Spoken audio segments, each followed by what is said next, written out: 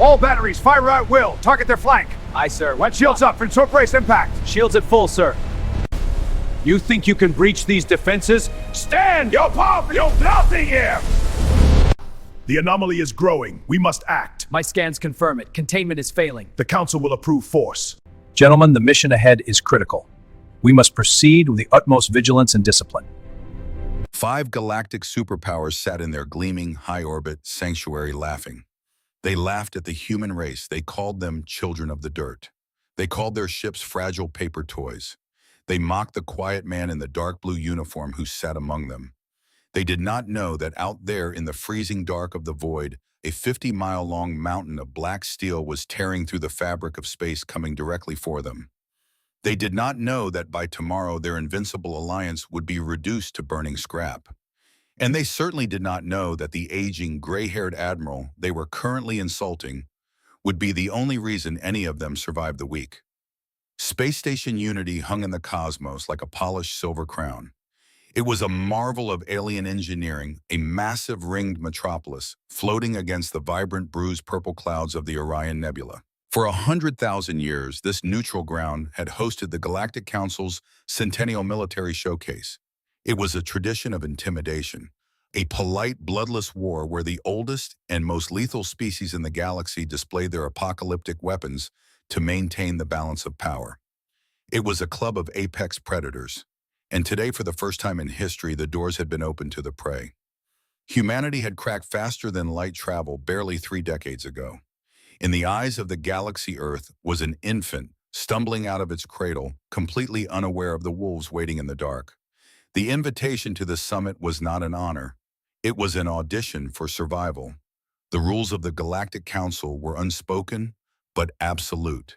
If a new species proved they had teeth, they were given a seat at the table. If they proved weak, they were quietly reclassified as a protectorate, a client state, a polite term for a slave colony. Earth's vast oceans, its rich mineral, deposits its billions of people. All of it would be carved up by the 5 ruling empires. The politicians back on Earth had debated for months about whether to attend, whether to hide, whether to beg for mercy. But the military men, the quiet, hard-eyed veterans who had spent their lives studying the grim arithmetic of survival, knew that out here in the dark you never beg.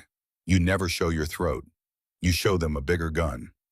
Admiral Sterling Croft did not look like a man carrying the fate of a species on his shoulders. At 58 years old, he had the weathered, deeply lined face of a man who had spent his entire life in the unforgiving vacuum of military service. He wore the stark, dark blue uniform of the United States Space Force, representing the Earth Defense Command. No flowing capes, no glowing technological ornaments, no shimmering energy fields, just dark fabric, precise stitching, and a row of subdued service ribbons resting quietly over his left breast. He stood near the curved observation window of the grand reception hall, a glass of water in his hand, watching the alien armadas gathered outside. Around him, the hall was a kaleidoscope of alien royalty and military elite. Floating servers carried drinks that glowed with radioactive hues. Diplomats with extra limbs and iridescent scales boasted in a dozen different dialects. The air buzzed with the hum of personal shield generators and holographic translators. Croft ignored the noise. He reached into his breast pocket and retrieved a heavy brass fountain pen. It was an antique handed down from his grandfather. While the alien commanders around him recorded data by blinking into neural link projectors or waving their hands over hard light interfaces, Croft unscrewed the cap of his pen. He opened a small, leather-bound notebook. He wrote down a single observation. Their ships prioritize form over function, vulnerable to kinetic impact. The scratch of the metal nib on the paper was a small, satisfying sound. It grounded him. It reminded him of where he came from. It reminded him of the long, bloody history of his people, a history these aliens knew nothing about. It is a primitive tool for a primitive mind. Croft did not flinch. He slowly screwed the cap back onto his pen, slipped it into his pocket, and turned. Towering over him by at least 2 feet was Admiral Xylar of the Axiom Empire. The alien's skin was a shifting pearlescent blue-gray. 3 vertical eyes blinked in a slow, unsettling sequence. Xylar wore a ceremonial sash woven from liquid metal. "I am Admiral Xylar, the alien said, his voice carrying the synthesized echo of a translator implant. "We were surprised that your species decided to accept the invitation. Many thought the humans would be too intimidated by the sheer scale of the galaxy." Croft met the alien's three-eyed gaze. He did not smile. He did not show anger. His voice was level, carrying the quiet authority of a man who had ordered fleets into the fire. "Good surprises keep you sharp, Admiral." A heavy vibrating thud echoed across the deck plates. Croft turned his head slightly as Battlemaster Kalia approached. She was a Kravox, a massive wall of crimson scales and corded muscle. She possessed 4 arms each, thick enough to crush a steel beam. When she breathed, a faint puff of sulfur escaped her jaws. "You speak of being sharp human," Kalia growled, her voice like grinding tectonic plates. "But this summit is not for the dull-bladed. This is the pinnacle of galactic military achievement. Your species has barely figured out how to leave your own solar system without blowing yourselves up. I hope you will not weep when you see what true power looks like." "I appreciate the concern, Battlemaster," Croft replied smoothly. His posture remained perfectly relaxed. "I am here to learn. We are always eager to see how the rest of the galaxy fights." Fights, a clicking, chattering sound preceded the arrival of Chiton, the chief overseer of the swarm ascendancy. The insectoid creature twitched with nervous, predatory energy. Its mandibles snapped together as it spoke. "We do not fight human. We exterminate. We overwhelm. My people's ships can outmaneuver a laser pulse. Your bulky, burning chemical rockets are like crawling insects to us."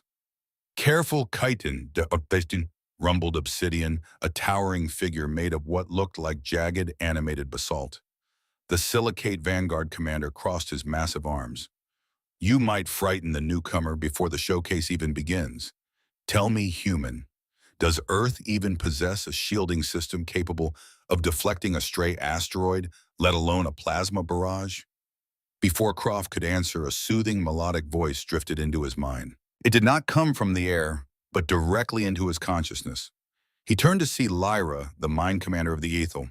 She was ethereal, almost translucent, with eyes that burned like dying white dwarfs. "You mask your fear well, Sterling Croft." Lyra projected her mental voice dripping with condescension. "But you cannot hide from the mind. We know you do not belong here. You are children sitting among titans."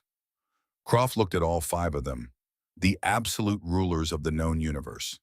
They had conquered thousands of worlds. They had ruled uncontested for millennia. They believed their own myth. They believed that because they had not been challenged, they were invincible. Croft felt a familiar coldness settle in his chest. It was the same coldness he felt before a massive strike operation. The total suppression of emotion. The absolute focus on the mission. "I look forward to the presentations," Croft said, simply, his voice betraying absolutely nothing. A chime echoed through the grand hall. The station's artificial intelligence announced the beginning of the Centennial Military Showcase. The massive blast doors leading to the presentation chamber slid open. The 5 alien commanders scoffed, turning their backs on Croft as they made their way to the front row of the chamber. Croft followed at a measured pace. He found his assigned seat, a small, unassuming chair, positioned off to the side, far from the raised platform of the great powers. He sat down. He pulled out his notebook. He readied his pen.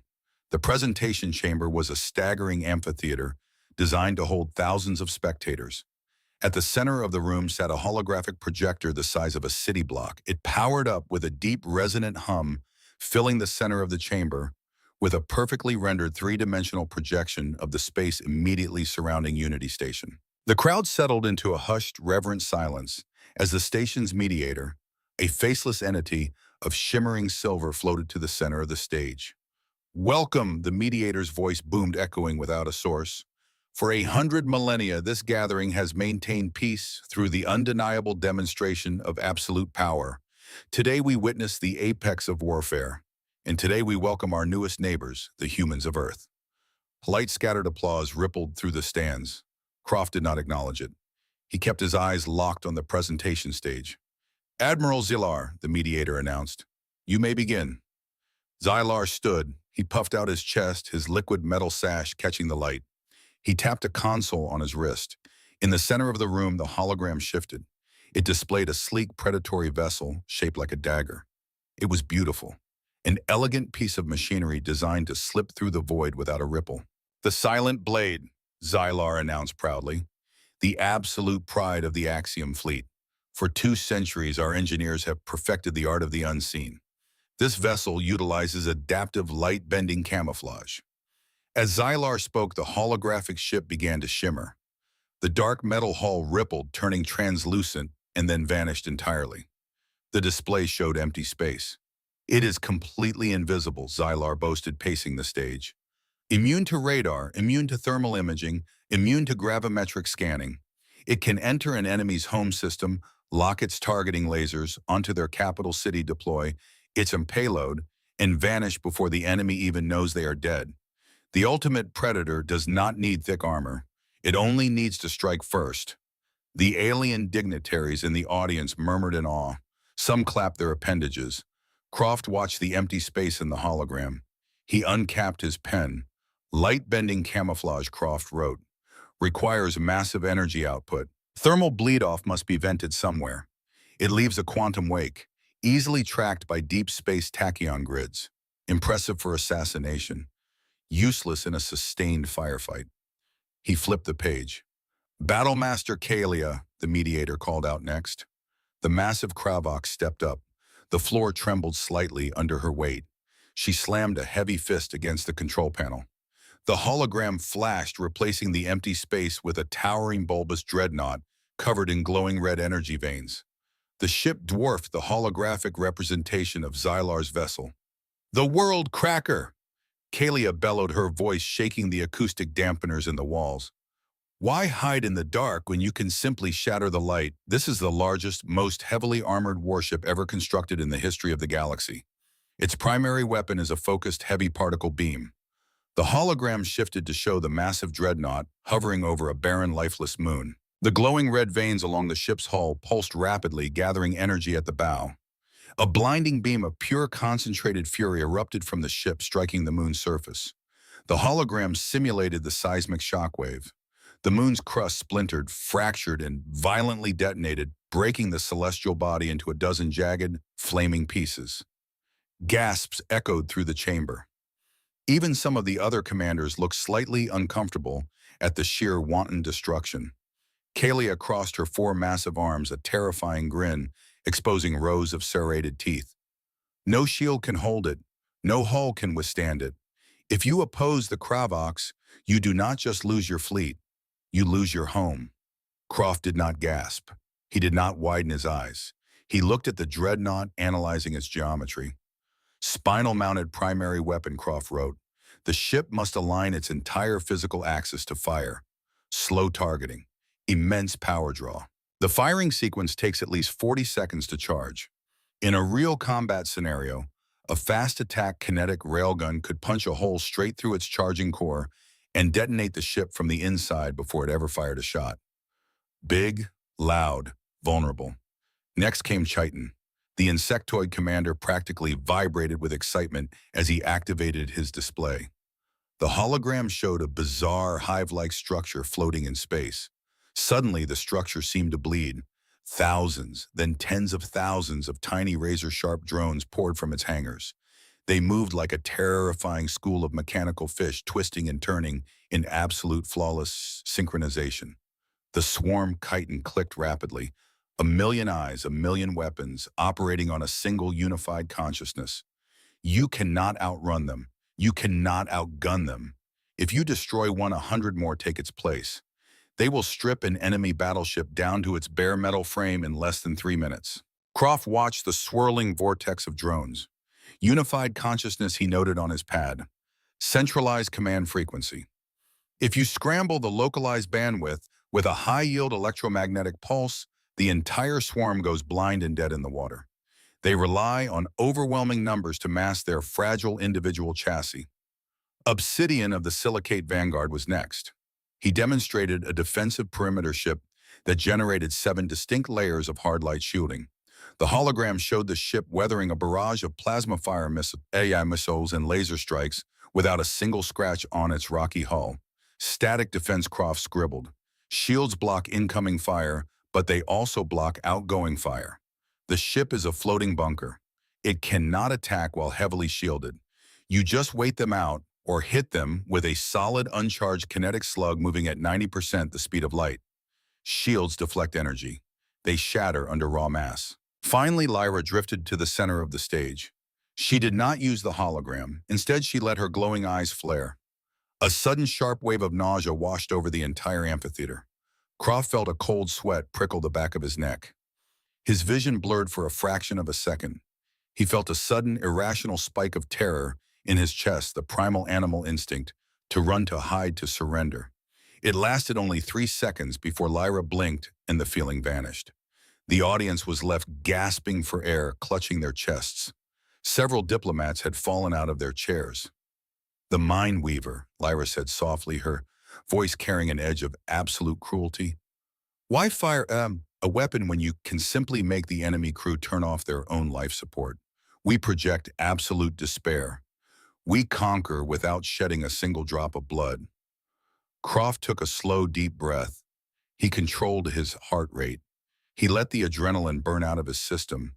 It was an impressive trick. But humanity had spent decades developing countermeasures against cognitive disruption and psychological warfare. Neurological interference, Croft wrote his hand perfectly steady, effective against unshielded biological minds, countered by standard-issue dampening helmets and fully autonomous AI targeting systems. If the crew is incapacitated, the ship's artificial intelligence takes over and fires anyway. The presentations concluded. The heavy silence in the room was a testament to the terrifying might of the Galactic Alliance. They were gods among the stars.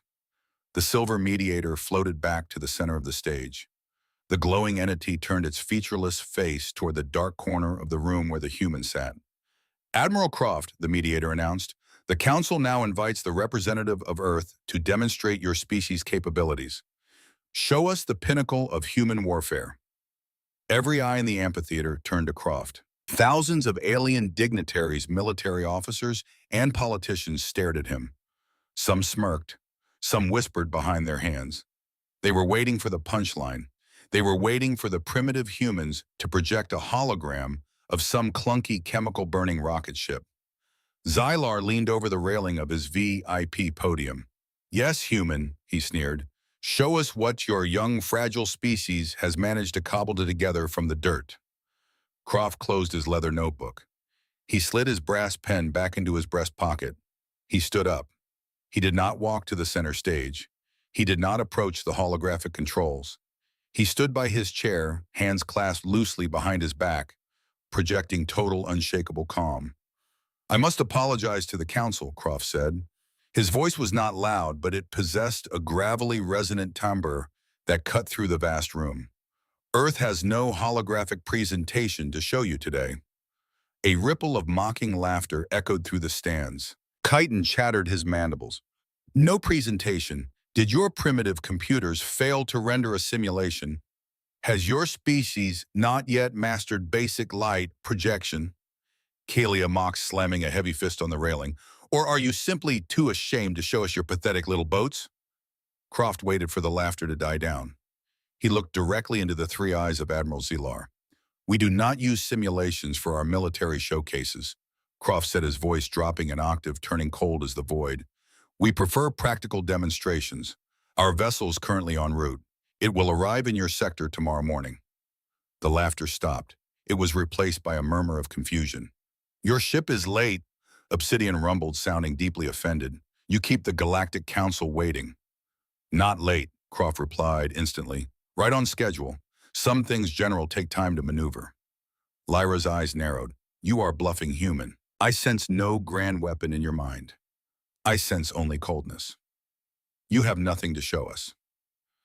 "Tomorrow at 0800 hours, Croft said, ignoring the telepath addressing the entire room, "Earth will present its vessel.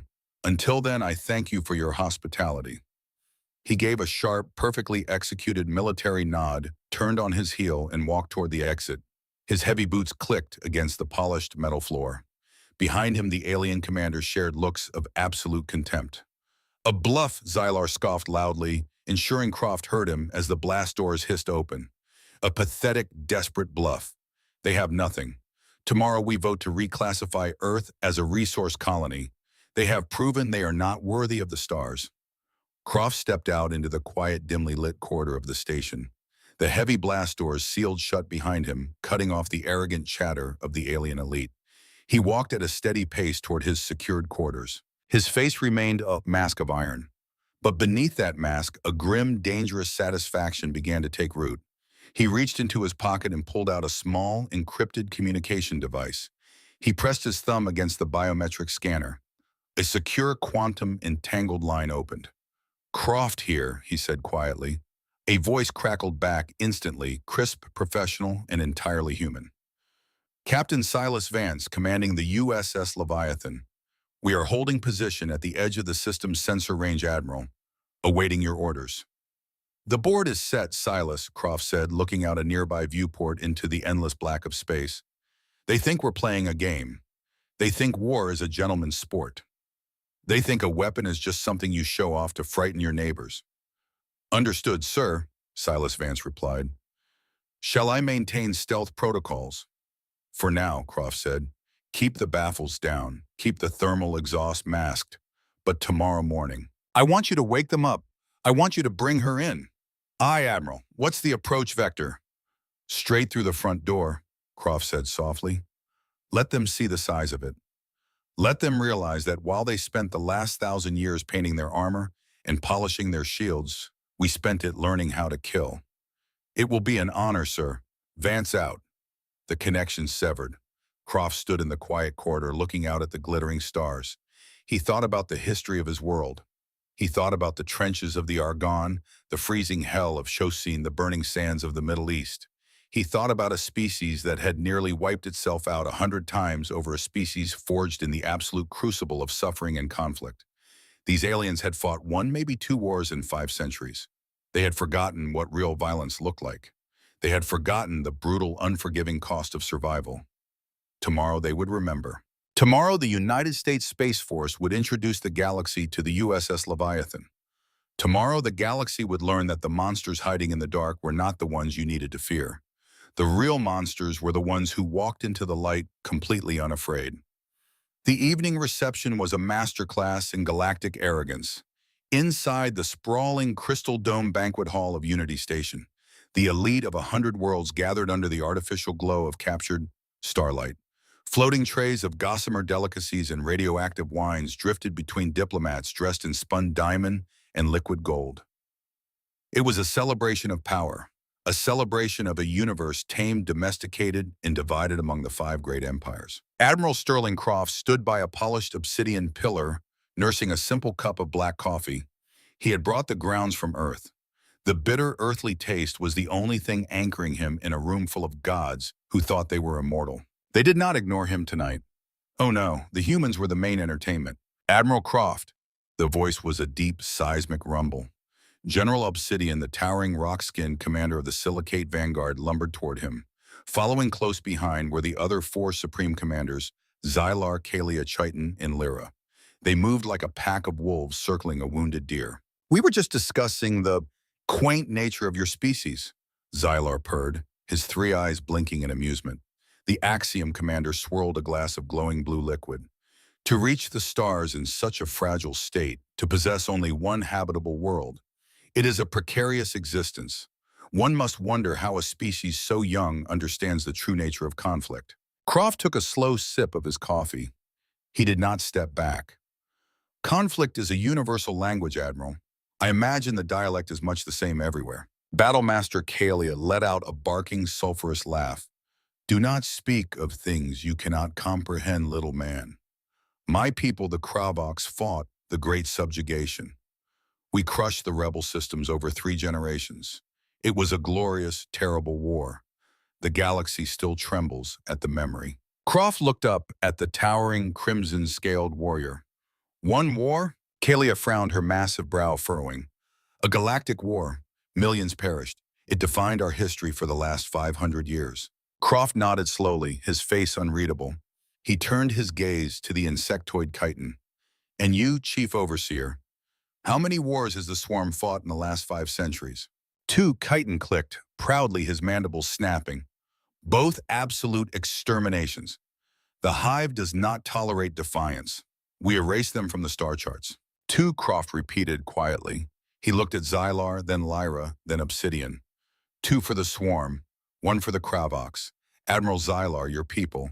Three border skirmishes, Xylar said, puffing his chest. Swift, decisive, bloodless for our side. I see. Croft lowered his coffee cup. The music in the hall seemed to fade. The ambient chatter of the alien diplomats died down as they noticed the confrontation. They gathered around, eager to see the human humiliated. You look down on us, Croft said. His voice was not a shout. It was a low, gravelly rasp that carried the weight of a tombstone's. You call us children. You think because we have only been in the stars for 30 years we know nothing of the dark. You pride yourselves on your grand, glorious conflicts. One war, two wars, a border skirmish. Croft stepped forward. The sheer gravitational pull of his presence made the towering alien commanders instinctively step back. Before humanity ever split the atom, Croft said, his eyes burning with a cold, ancient fire. Before we ever broke the atmosphere, we fought 15,000 recorded wars. The translation matrices buzzed. The alien commanders stared at him. Impossible, Obsidian rumbled. No species could survive that level of planetary violence. You would have annihilated yourselves. We came damn close, Croft whispered. The absolute truth in his voice sent a chill through the room. We fought over land, we fought over water, we fought over ideas. We fought over nothing at all. We fought with stones, with bronze, with steel, with gunpowder, and then with the very fabric of the atom. In a single conflict lasting only 6 of our years, we slaughtered nearly 100 million of our own people. Lyra the telepath let out a soft, involuntary gasp. Her glowing eyes dimmed. She was reading his mind, looking for the lie. She found only graveyards, endless, stretching rows of white crosses. You think war is a showcase, Croft continued, his voice echoing in the dead silence of the hall. You build ships like monuments. You build weapons that take a minute to charge so your enemies can marvel at the light. You fight for glory. Croft finished his coffee. He set the cup down on a passing tray with a sharp ceramic clink. Humans do not fight for glory. We fight to survive. Because every time we closed our eyes, something was trying to wipe us out. Usually it was us. He looked around the terrified circle of galactic rulers. You have enjoyed a very long, very peaceful 1,000 years. We have not. Sleep well, commanders. Tomorrow my ship arrives. He walked away. No one spoke a word as he left. 6 hours later, the countdown ticked to 0. The observation deck of Unity Station was packed. Thousands of representatives pressed against the massive reinforced plasteel windows, looking out into the designated arrival vector. The local star burned brightly, illuminating the sleek, beautiful armadas of the 5 empires hovering in parade formation. Admiral Xylar stood at the front of the glass, his hands clasped behind his back. He had recovered his arrogance. Let us see this human vessel. Let us see what a species of barbarians considers a warship. At exactly 800 hours station time, the automated defense grid of Unity Station screamed. It wasn't a chime. It was a blaring, bone-rattling klaxon of absolute unmitigated panic. Crimson emergency lights strobed across the observation deck. Blast doors automatically began to seal. Warning, the station's AI shrieked, its synthetic voice distorted by raw data overload. Class 9 gravitational anomaly detected. Mass displacement exceeds safety parameters. Brace for spatial shear. What is happening? Kalia roared, bracing her forearms against the bulkhead as the entire station groaned. The deck plates vibrated. Sensors are failing. Chiton clicked frantically, staring at a datapad. It's reading a planetary body entering the sector, but the velocity is impossible. It's moving under its own power. Out in the void, the fabric of space simply tore open. There was no flash of light, no elegant, shimmering warp bubble. The universe seemed to fracture, bleeding absolute blackness. And from that blackness, a shadow emerged. It eclipsed the sun. The alien armada ships that were considered the titans of the galaxy were suddenly dwarfed. They looked like minnows swimming in the shadow of a leviathan. The USS Leviathan did not glide. It dominated. It was 50 miles of cold, brutal, radar-absorbent, tungsten carbide armor. It had no glowing energy veins. It had no elegant curves. It was a jagged, angular mountain of death. Its hull was a dark, light-swallowing gray, broken only by the menacing, brutalist architecture of thousands of weapon emplacements. Massive kinetic railgun batteries, each the size of a skyscraper, ran along its dorsal spine. It was ugly. It was terrifying. It was the physical manifestation of humanity's 15,000 wars. The station's AI spoke again, its voice trembling. Vessel designated Earth Defense Command. Hull integrity unreadable. Armament capacity catastrophic. Threat assessment total. Absolute silence ruled the observation deck. The aliens stared out the glass, their jaws slacked, their eyes wide with a primal instinctual terror. Admiral Sterling Croft stood at the far end of the deck. He checked his heavy stainless steel wristwatch. He looked up at the terrified commanders.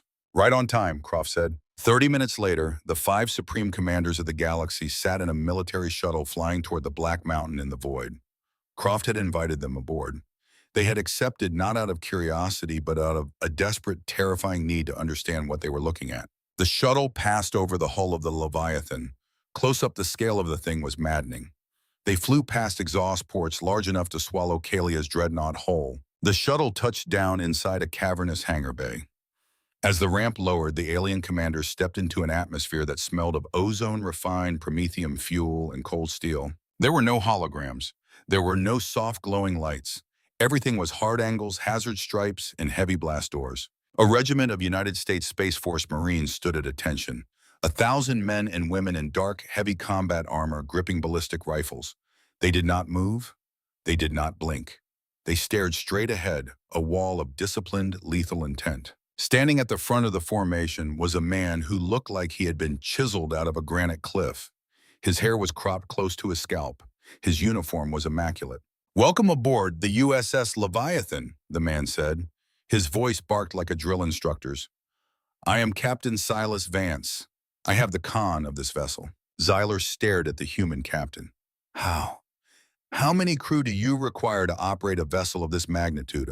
"Standard operating complement is 15,000 personnel, Admiral," Vance replied sharply. "In condition red, we seal the bulkheads and fight with whoever is left breathing. The ship is designed to operate even if 90% of the crew is dead." Obsidian rumbled, his rocky skin grating. Why build a ship assuming you will take such catastrophic casualties?" "Because we are realists," General Croft said, walking down the ramp to join Vance. "Hope is a good thing, but it is a terrible tactical strategy. Come, let me show you the teeth." The tour of the Leviathan was a descent into a mechanical underworld. They walked through the engineering decks where 6 massive shielded fusion reactors pulsed with the chain power of a sun. Vance explained the triple redundancy systems. If the digital controls failed, there were analog backups. If the analog failed, there were manual hydraulic overrides. "We do not rely on a single point of failure," Vance explained, pointing to a massive bundle of fiber optic and copper cables as thick as a redwood trunk. "Your ships are beautiful, but if a kinetic round shatters your central processing core, your ship is a floating coffin. If you shoot a hole through the Leviathan, she bleeds, but she keeps firing." They reached the weapons control center. It was a sprawling deck filled with hundreds of tactical officers sitting in front of hard glass monitors. "Kinetic delivery systems," Vance said, gesturing to a massive schematic on the wall. "We do not use plasma or lasers for our primary batteries. Energy diffuses over distance. Energy is stopped by shields. Mass is not." Kalia sneered, trying to regain her pride. "You shoot rocks. We shoot 2-ton tungsten-depleted uranium slugs at 99.8% the speed of light," Vance corrected coldly. "When an object with that much mass hits a target at that speed, the kinetic energies transfer ignores shielding. It does not burn. It shatters the molecular bonds of whatever it hits. It will punch through a planet." Chiton's mandibles clicked nervously. "And your secondary weapons?" Vance typed a command into a heavy console. A heavy blast door slid open, revealing a heavily shielded containment room. Inside rested 12 massive matte black cylinders. They looked remarkably simple, just heavy metal tubes. "Class 4 Nova warheads," Vance said. "Gravity-compressed dark matter cores.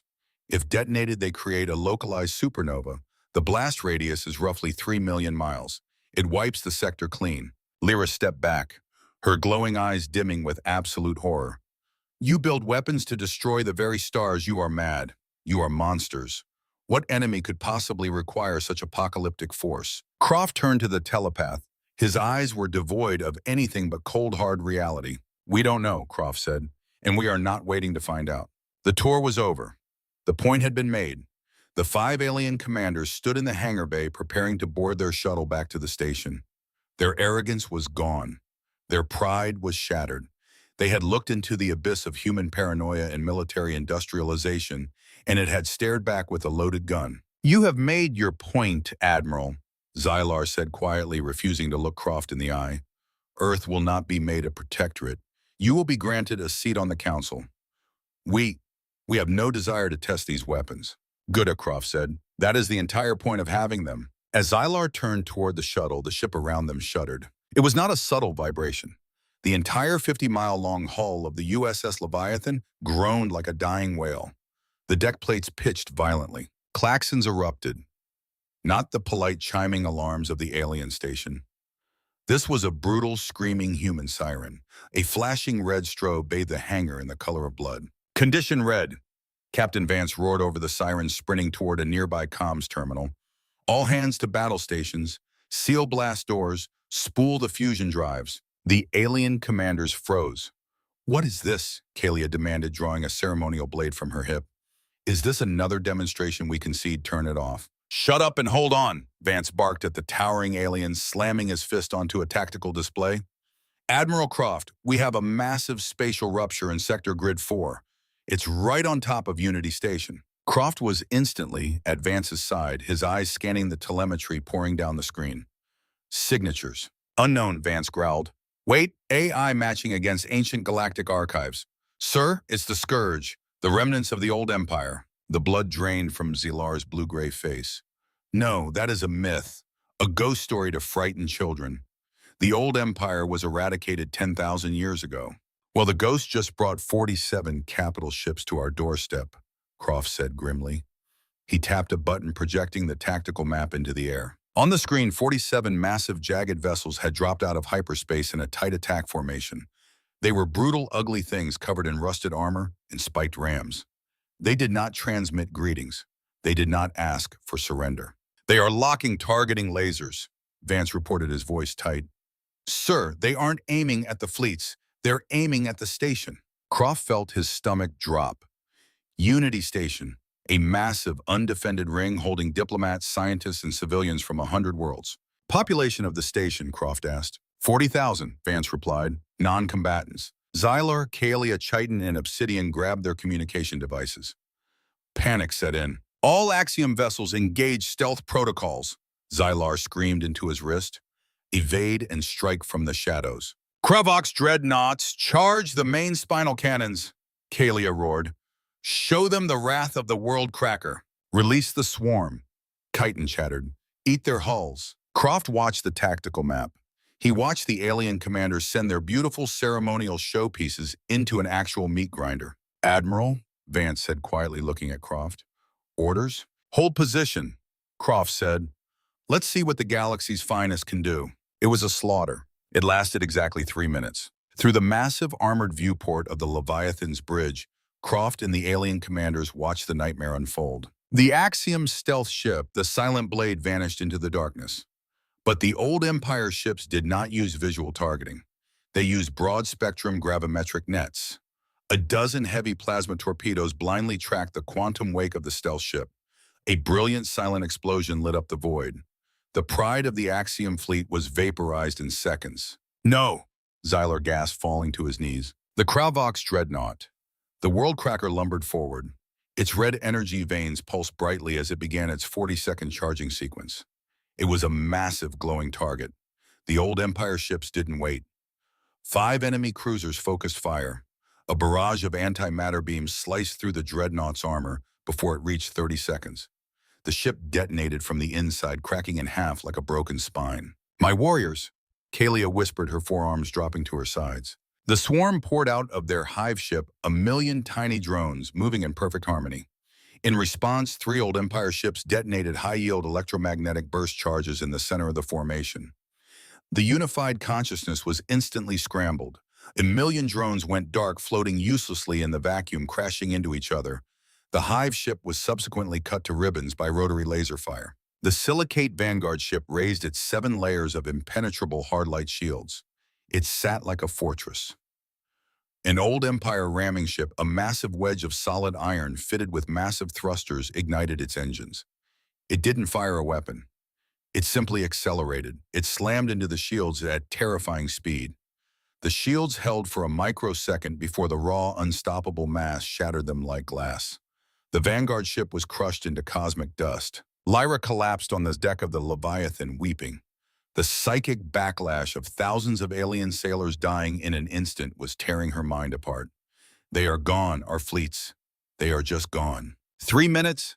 The apex predators of the galaxy, the proud conquerors, the masters of the universe had been utterly wiped out.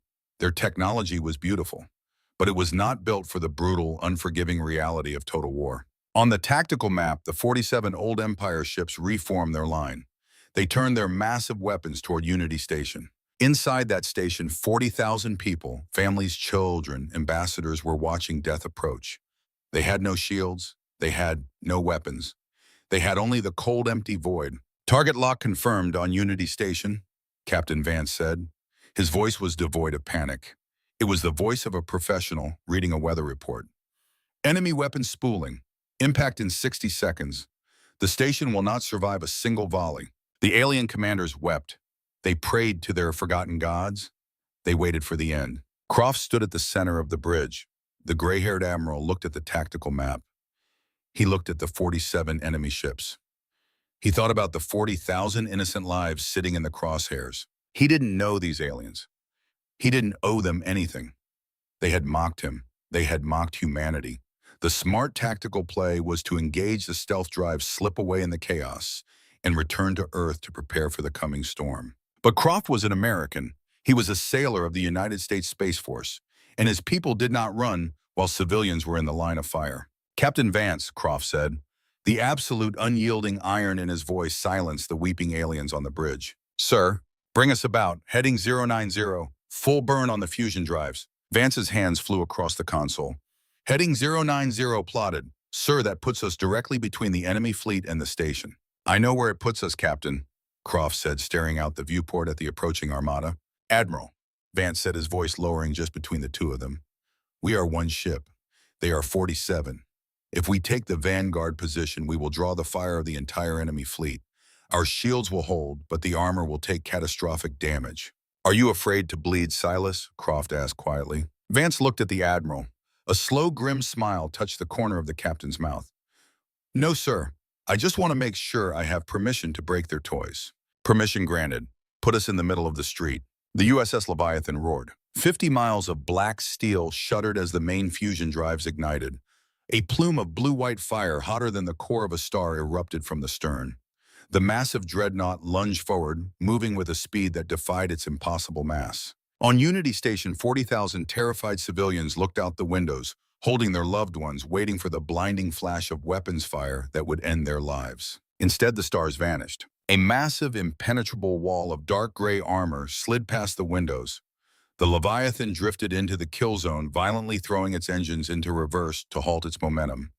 It parked itself directly in front of the station, a 50-mile-long shield of human steel standing between the innocent and the slaughter. On the bridge, the proximity alarm screamed. "Vanguard position achieved," Vance barked. "We are blocking their firing solutions on the station." Zyler pulled himself up, using a console for support. He looked at Croft as if the human had grown a second head. "What are you doing? You are one ship. You cannot fight an armada. They will tear you apart." Croft did not look at him. He stared at the 47 enemy ships aligning their cannons. "We are humans, Admiral Zilar," Croft said, his voice cold, steady, and terrifyingly calm. "We have survived 15,000 wars. We know how to bleed, and we know how to die." Croft hit the ship-wide comms button.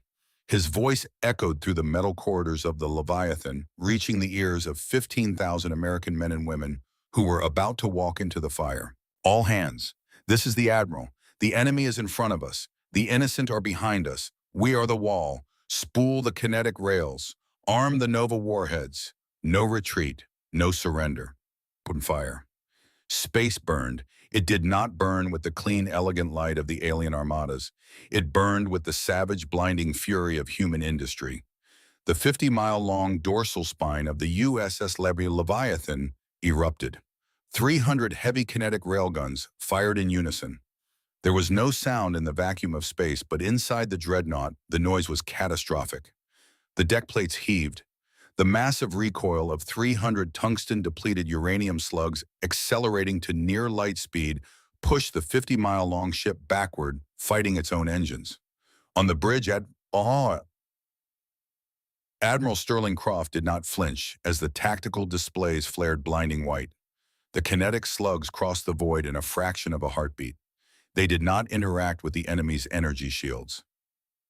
They ignored them. The immense impossible mass of the human ammunition struck the vanguard of the old Empire fleet. 7 enemy cruisers simply ceased to exist. There was no cinematic explosion, no lingering fire. The kinetic transfer was so absolute, so violently instantaneous, that the alien ships were atomized. They shattered into expanding clouds of microscopic dust. A breathless, suffocating silence fell over the bridge. General Obsidian Battlemaster Kalia Admiral Jgalar Chief Chiton and the telepath Lyra stared at the tactical display. They had just watched 7 capital ships that had effortlessly massacred their own invincible fleets, erased from reality in a single second. "Reload!" Captain Silas Vance barked, his eyes glued to the telemetry. "Cycle the capacitors. Give them another broadside." But the enemy was ancient, and they were not fools. The remaining 40 vessels broke their tight formation. They scattered like hornets, their thrusters glowing with sickly green radiation. They moved with a terrifying, erratic speed, weaving through the debris field of their fallen comrades. And then they returned fire. The old Empire ships unleashed a torrent of concentrated antimatter beams. The weapons did not track the Leviathan's heat signature or quantum wake. They didn't need to. The human ship was a 50-mile-long wall of steel parked directly in front of Unity Station. It was impossible to miss. The first volley struck the Leviathan's outer shields. The impact sounded like the screaming of torn metal. The bridge shook violently. Sparks rained down from the ceiling conduits as the ship's primary reactors howled, dumping massive amounts of power into the 7-layer hard light defense grid. "Outer shield holding," the tactical officer called out, his hands flying across the physical keyboard. "Layer 1 is at 40%. Layer 2 is holding. Heat sinks are critical." "They're trying to crack the shell," Vance growled. "All point defense batteries engage free fire mode. Fill the sky with flak." Thousands of automated rotary cannons along the Leviathan's hull spun to life. They spat millions of rounds of depleted uranium into the void, creating a solid wall of flying metal. Enemy torpedoes detonated miles away from the hull, prematurely triggered by the absolute storm of human lead. But there were too many of them. The enemy focused their antimatter beams on a single point along the Leviathan's port side. The concentrated energy began to drill through the shields. Layer 1 shattered. Layer 2 held for 3 seconds, then collapsed. "Shields 3 and 4 are gone," the tactical officer shouted over the screaming alarms. "Hull breach imminent on decks 40 through 60. Croft gripped the edge of the holotable. "Reroute power from the secondary drives. Hold that line." It wasn't enough. Layer 7, the final barrier between the vacuum of space and the ship's crew, overloaded with a deafening crack that echoed through the entire dreadnought. The antimatter beam struck the bare, dark gray armor of the USS Leviathan. The alien commanders on the bridge gasped, expecting the human ship to snap in half, just as the Kravox dreadnought had. They expected instant vaporizing death. The armor held. It glowed cherry red, then blinding white, but the immense thickness of the tungsten carbide plating refused to yield. The physical mass of the hull simply absorbed the apocalyptic heat. Armor integrity at 70% in Sector 4. Vance reported wiping a trickle of blood from a cut on his forehead where a console had sparked. "We have atmospheric venting on Deck 52. Emergency bulkheads are dropping." "Casualties?" Croft asked, his voice a low, hard rasp. 42 confirmed dead, Vance replies without hesitation. "Damage control, teams are moving in. The fires are contained." 42 men and women, gone in a breath. Croft closed his eyes for a fraction of a second. He knew the cost of holding the line. He had always known. Out in the void, the old Empire fleet realized that their target was not a fragile hollow-glass cannon like the rest of the galaxy's ships. It was a solid block of iron, and it was too angry to defeat. They changed their tactics. The 40 enemy ships stopped firing at the Leviathan. Instead, they accelerated, moving in a massive arc, attempting to fly around the human dreadnought to get a clear shot at Unity Station behind them. "They're flanking," Vance said. "If they get around our broadside, they have a clear line of sight on the station." "Block them," Croft ordered. The massive fusion drives of the Leviathan roared again. The great ship lumbered sideways, sliding its massive bulk to intercept the enemy fleet. But the Leviathan was a brawler. It was heavily armored, heavily armed, and incredibly slow. "We can't catch them, Admiral," the helmsman yelled, his hands fighting the steering yoke. "They're too fast. They'll clear our firing arc in 60 seconds. Croft looked at the tactical map. He looked at the 40,000 blue dots on Unity Station. They were families. They were unarmed. They were relying on him. And then the worst sound in the universe echoed through the bridge. It was the deep, shuddering groan of failing machinery. The deck plates suddenly lost their artificial gravity for a terrifying 2 seconds before the backups kicked in. The primary lighting died, plunging the bridge into the blood-red glow of emergency lamps. "Report!" Vance roared. "Main fusion drive 3 has suffered a catastrophic containment failure." Engineering reported over the comms, the voice crackling with static and the sound of distant screaming. "We took a micro-fracture hit from a stray antimatter pulse. The drive is dead, Captain. We're venting plasma." The Leviathan shuddered and slowed to a crawl. It was a wounded beast bleeding out in the dark. On the tactical display, the old Empire fleet cleared the Leviathan's massive silhouette. They had a direct, unobstructed line of sight to Unity Station. "Targeting spikes detected," the tactical officer whispered. The defeat in his voice was heavier than gravity. "Enemy fleet is spooling a synchronized pulse wave. It's a station killer. Impact in 45 seconds. The bridge fell silent. The sounds of klaxons and sparks faded into the background. Admiral Xylar looked at Croft. The alien's 3 eyes were wide, filled with a sudden, profound understanding of mortality. "You tried," the alien whispered. "You fought bravely, human. But it is over." Croft did not look at him. He looked at Silas Vance. The captain of the Leviathan met his admiral's eyes. They were 2 men who had sworn an oath to the Constitution of the United States, an oath to protect the innocent, an oath that did not come with a condition of survival.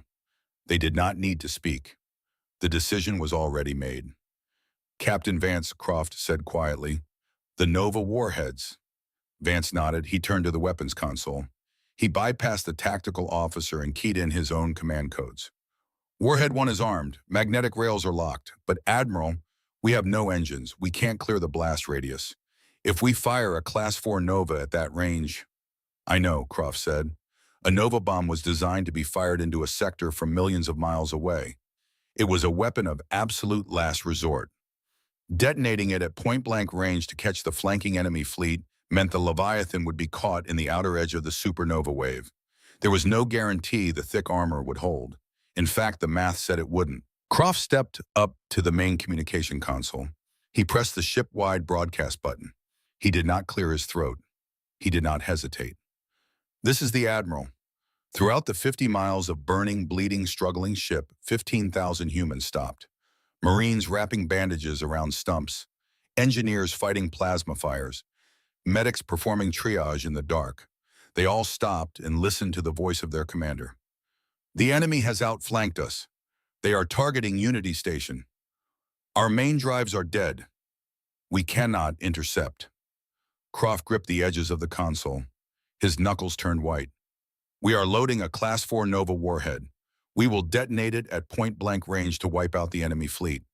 The ship will be caught in the thermal shockwave." He took a slow breath. "Some of us are not going to make it home today. I will not lie to you. The odds are not in our favor. But behind us are 40,000 souls who have no shields, no armor, and no hope except the men and women of this ship." The 5 alien commanders on the bridge listened in absolute stunned silence. They had never heard a military leader speak like this. No promises of glory, no grand poetic lies. Just the cold, brutal truth. "We came to the stars not to conquer, but to survive," Croft said, his voice echoing through the dark steel corridors. "We protect the weak. That is the burden of strength. That is what makes us human. I promise you this Unity Station will not burn today. Stand to your stations. Brace for impact. God bless you all. Croft released the button. He looked at Vance. Fire. Captain Silas Vance turned the physical launch key. Deep in the belly of the Leviathan, a massive magnetic rail launched a single black cylinder into the void. It traveled at a fraction of light speed, intercepting the exact center of the old Empire fleet's formation. Time seemed to stop. Warhead armed, Vance whispered. Detonation in 3, 2, 1. The universe cracked open. There was no sound, but the visual impact was so profound, it felt like a physical blow. A sphere of pure, impossible white light erupted in the dark. It was the birth of a star compressed into a single second of absolute terrifying violence. The 40 remaining old Empire ships did not burn. They did not shatter. They were simply swallowed by the light, erased from the universe as if they had never existed. The shockwave hit the USS Leviathan. The ship's AI screamed one final time before the main processors melted. The blast hit the port side of the dreadnought like the hammer of God. The massive tungsten carbide armor plating, designed to withstand the punishment of 100 wars, instantly vaporized on the outer layers. The ship was thrown sideways, spinning violently out of control. On the bridge, the artificial gravity failed permanently. Consoles exploded in showers of lethal sparks. Men and women were thrown through the air. Admiral Croft grabbed a heavy railing, his muscles tearing as he held on against the violent, chaotic spin. The heat inside the ship spiked to agonizing levels. The air tasted of burning copper and melted plastic. And then, just as suddenly as it had begun, it was over. The blinding light faded. The shockwave dissipated into the endless vacuum. The USS Leviathan continued its slow, agonizing spin, drifting lifelessly in the dark. Silence. It was a heavy, suffocating silence. On the bridge, the emergency backup lights flickered, casting a dim, sickly yellow glow over the destruction. Smoke hung thick in the air. Croft slowly pulled himself up from the deck. His uniform was torn. His left arm hung uselessly at his side, dislocated at the shoulder. He tasted blood in his mouth. He looked around. Captain Vance was pinned under a collapsed structural beam, but he was breathing. The medical officers were already moving their flashlights, cutting through the smoke. Croft stumbled toward the massive cracked viewport. The polarized glass was shattered in a spiderweb pattern, but he could still see out into the void. The enemy fleet was gone. Not a single piece of debris remained. He looked to the right. Unity Station hung in the dark, perfectly intact. Its silver rings caught the light of the distant sun. Not a single scratch. Not a single life lost. Behind Croft, a low, trembling voice broke the silence. By the ancestors. Croft turned. Admiral Xylar Battlemaster Kalia and the other alien commanders were pulling themselves up from the deck. They were bruised, battered, and covered in soot. But they were alive. They walked slowly to the cracked glass. They looked at the empty space where an invincible armada had been seconds before. They looked at the intact station. And then they looked at the burning, shattered ruins of the human ship that had just saved them all. You, Kalia stammered, her massive crimson frame trembling. The arrogance was entirely gone from her voice. Your ship is destroyed. You sacrificed your own vessel, your own people. The ship held, Croft rasped, clutching his ruined shoulder. We're still breathing. He turned to the communications console. Half the buttons were melted, but the analog emergency receiver still had a green light. He keyed the mic. Damage control report. Static hissed for a long 10 seconds. Then an exhausted, coughing voice came through the speaker. Engineering here, Admiral. Primary reactors are offline. We are running on auxiliary battery power. Life support is stable on decks 1 through 30. Decks 31 through 60 are exposed to vacuum. Croft closed his eyes. Half the ship. Casualties. Another long pause. The voice on the radio broke. Still counting, sir, but it's bad. We're looking at over 400 confirmed dead. Maybe more in the lower decks. 400. The number hung in the smoky air of the bridge. It was a heavy, agonizing weight.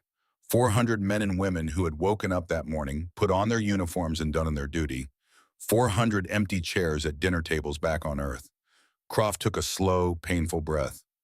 Secure the bulkheads. Tend to the wounded. We hold our position. Aye, Admiral. Croft turned away from the console. He found the 5 alien commanders staring at him. There was no mockery now. There was no condescension. There was only absolute profound reverence. General Obsidian, the massive creature of stone, slowly dropped to one knee. He bowed his heavy head. It was the highest gesture of respect in the silicate vanguard reserved only for martyrs and kings. One by one, the others followed. Kalia crossed her forearms over her chest and bowed. Chiton lowered his mandibles to the floor. Lyra placed a hand over her heart. Her glowing eyes filled with tears of empathetic sorrow. Admiral Zelar stood straight, brought his hand to his brow, and executed a flawless, rigid military salute. They were the rulers of the galaxy, and they were bowing to an old man in a torn blue uniform. 3 days later, Unity Station was quiet. The grand halls that had once echoed with boasting and arrogance were now somber and hushed. In the massive central docking bay, the USS Leviathan hung like a wounded giant. Its hull was scarred, melted, and blackened. Repair crews from a dozen alien worlds worked tirelessly alongside human engineers, welding armor plates and restoring power lines. Inside the station's primary hangar, a ceremony was taking place. It was not a showcase of weapons. It was a counting of the cost. 412 flag-draped coffins rested in perfect rigid formation on the hangar deck. The stark red, white, and blue of the American flag stood out against the cold gray metal of the station. Admiral Sterling Croft stood at the head of the formation. His arm was in a sling. He wore a fresh, immaculate uniform. He looked at the long rows of his fallen sailors. Behind him stood the entire Galactic Council. Thousands of alien dignitaries, politicians, and military leaders. They stood in absolute silence, watching the humans honor their dead. A lone bugler from the Marine detachment raised a silver instrument to his lips. The haunting, mournful notes of taps echoed through the vast hangar. It was an earthly sound, a sound of sorrow, of respect, of final rest. When the last note faded into the silence, the silver mediator of the Galactic Council floated forward. "Admiral Croft," the mediator said softly, its voice carrying across the hangar. "The Council has convened." The vote was unanimous. Croft turned to face the entity. He did not speak. "The galaxy has lived in a delusion of safety," the mediator continued. "We built monuments to our own vanity and called them warships. When the true darkness came, our monuments shattered. If not for the sacrifice of your crew, the heart of our government would have been erased." Admiral Zelar stepped forward, holding a small, glowing data pad. "Earth is no longer considered a candidate for protectorate status. The Council offers the United States Space Force and the military command of Earth the absolute leadership of the Galactic Defense Alliance. We ask you to lead us. We ask you to rule." Croft looked at the data pad. He looked at Zylar. He looked at the thousands of aliens waiting for him to accept the crown of the galaxy. He thought about the 412 coffins behind him. He thought about the 15,000 wars his people had fought to learn the terrible price of power. "Keep your crown, Admiral," Croft said quietly. Zylar blinked in shock. "You refuse the leadership." "We did not come to the stars to rule you," Croft said. His voice was steady, echoing with a quiet, undeniable authority. "Rulers build empires. Empires become corrupt. Empires fall. We have read that history book too many times." Croft stepped in past Zylar. He looked out at the assembled representatives of 100 worlds. "Keep your governments, keep your cultures, keep your peace," Croft told them. "You do the science, you write the poetry, you explore the deep dark. Leave the fighting to the people who know how to do it." He gestured to the battered, massive hull of the Leviathan visible through the hangar bay doors. "We will not be your kings, but we will be your shield. You provide the logistics, the shipyards, the medical tech. We will provide the steel. We will patrol the borders. We will watch the dark." Croft walked back to the edge of the formation, standing beside the first row of flag-draped coffins. He reached out and rested his good hand on the stars and stripes. "The universe is a dangerous place," Croft said, looking out at the galaxy that had finally learned to respect the children of Earth. "There are monsters in the dark, but you do not need to fear them anymore." The gray-haired admiral squared his shoulders. "Because when the monsters come to your door, when the fire is falling from the sky, when you have nothing left to do but pray," Croft's voice dropped to a low, absolute promise. "When you call for help, humans will come. Always."